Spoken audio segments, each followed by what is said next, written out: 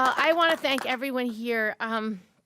This is a very important moment for all of us because I really didn't see that it was possible. When we started doing this 5 years ago, I met with these first responders and they said to me, Kirsten, you have to fix this. You have to do this. And I was a brand new senator and I looked at them and I said, of course I'll fix it. Of course I'll do this. And when I left them and thought about it, I thought, how am I ever going to do this? How can I ever make this happen? And the only reason it's done today is because of every person standing here. Not one person who's behind me.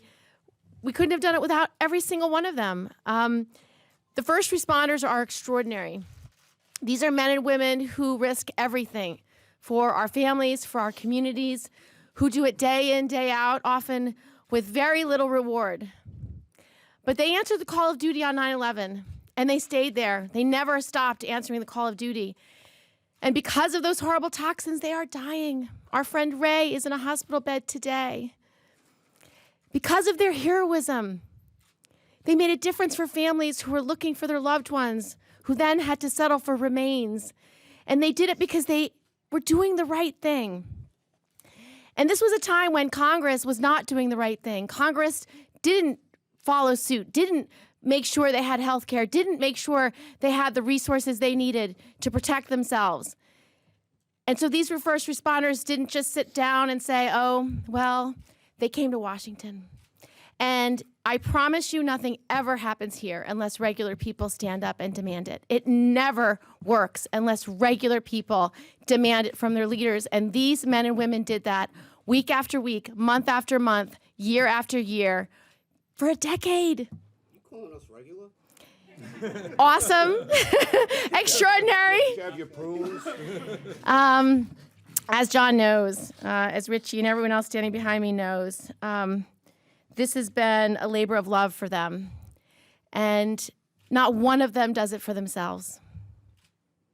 Every single one of the people standing with me here today does it for the rest, does it for the others, the ones who can't make it, for their families, for their children.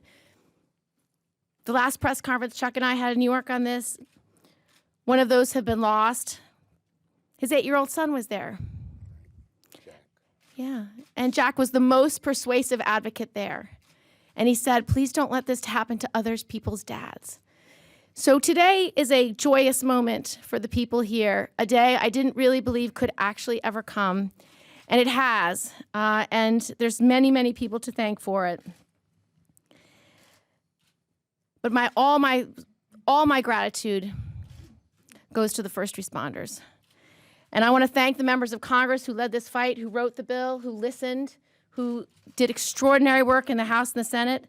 Senator Schumer has been an extraordinary partner who has never let this go, never let it die, and never given up. And he's made a huge difference in making this happen, because without him, it wouldn't. The same is true with Bob Menendez and Cory Booker and every one of the House colleagues, Carolyn and Jerry and Pete, who wrote the bill. They've labored over this their whole lives. So thank you to everyone that's here today. Thank you to our first responders who made such a difference. This is my proudest day in Washington.